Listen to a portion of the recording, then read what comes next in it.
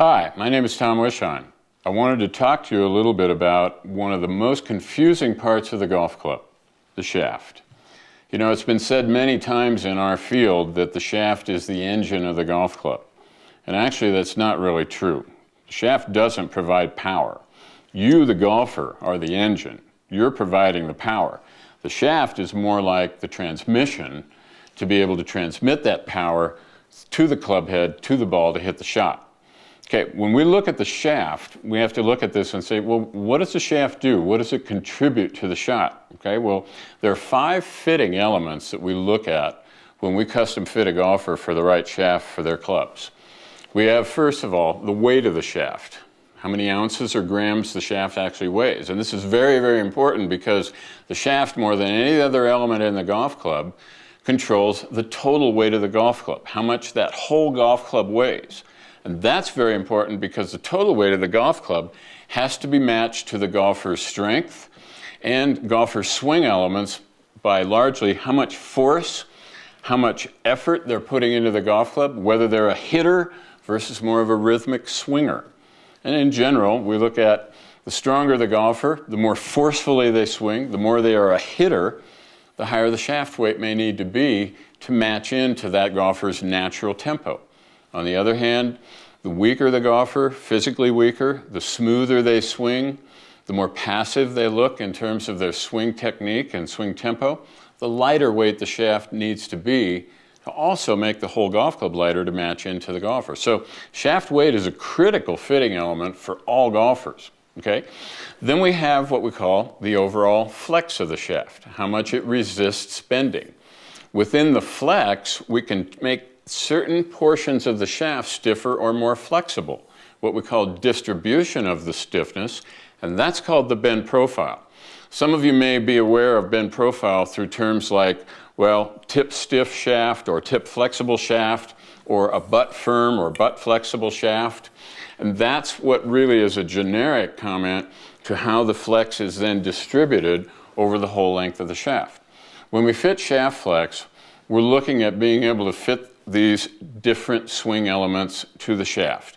Golfer's swing speed, the golfer's downswing transition move, the golfer's downswing acceleration or downswing tempo, and the golfer's wrist cock release. When do they unhinge their wrist cock release coming in to hit the ball?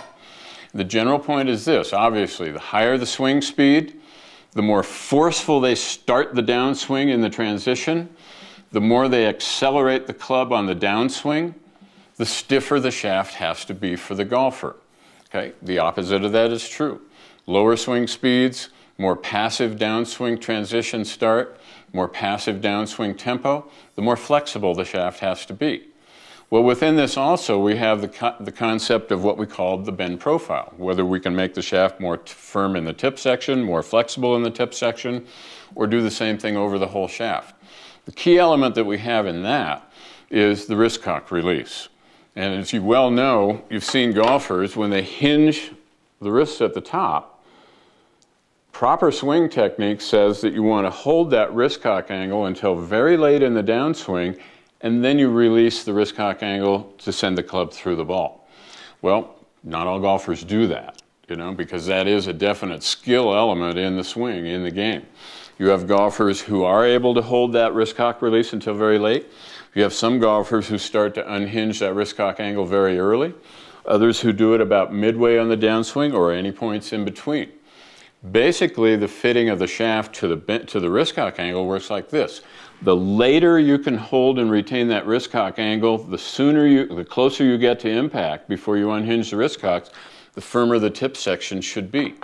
And vice versa, the earlier you may release the wrist cock angle, the more flexible the tip half may be. In addition, golfers who start the club with a great deal of force, what we call a hard transition, these are golfers who tend to do better with shafts that are designed to be a little stiffer in the butt half of the shaft.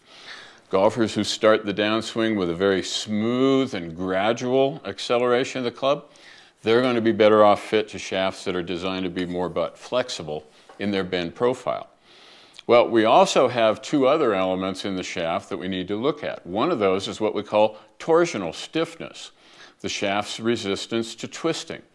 People in the golf industry think of this under the term the torque of the shaft, okay? When we make a downswing to bring that club down to impact, we start that club down with a particular amount of force. Some of us are really hitters and we use a very hard transition. Others very smooth and gradual as we build up the force. We also have our downswing tempo. Some golfers are really pouring on the coal and really accelerating the club with a fast downswing tempo. Others more passive, just gradually bringing that club up to speed by the time it gets to the ball. When we look at the torque, what we're looking at then is the harder that transition. The more forceful that we start that club down, the lower the torque of the shaft may need to be. On the other hand, if it's very smooth and passive, we don't usually look and worry about the torque, and higher degrees of torque in the shaft are better for those kinds of golfers. Generally speaking, in fitting torque, we don't really have to worry about that too much, because the shaft manufacturers and shaft designers are pretty smart by now. They pretty well know that in the shafts that they're going to design to be more tip stiff or more stiff, that they're going to keep the torque a little bit lower, because those golfers need that lower torque to keep the head from twisting on the downswing. Same time, when the shaft companies design shafts for slow swingers, shafts that are more tip flexible, they're designing these shafts with higher degrees of torque, because they know that those golfers don't apply the torsional force as much on the shaft on the downswing. So basically, when you fit the flex and the bend profile of a shaft properly to a golfer, the torque comes along, and it's basically designed within nominal parameters for that particular golfer's flex and bend profile. Finally, we have what we call the balance point of the shaft, or the weight distribution of the shaft. In other words, we can have shafts where the tip half is heavier than the butt half. We can also have shafts that are opposite, where the butt half of the shaft is heavier than the tip half. What this does is this starts to affect the swing weight balance, or the MOI, of the finished golf club. How much weight will end up being put in the head, so we get the swing weight matched to the golfer's tempo, downswing transition, downswing acceleration, force. And so those are the 5 elements that we look at when we fit the shaft: the weight, the flex, the bend profile, the torque, and the weight distribution or balance point. Now, how do you know if you're going to get the right shaft for your game?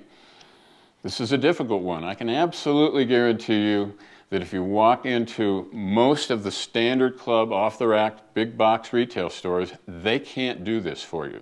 They don't have the shaft knowledge to be able to really pinpoint what shaft and all 5 fitting elements are right for you and your swing. This is where you really need to go see a good custom club maker who has spent the time to study all these elements of comparing the movements in the swing, the strength of the golfer, to the design elements of the different shafts. If you do, then you will end up having the perfect transmission to put your power from your engine into that club head and hit the ball as well as you possibly can.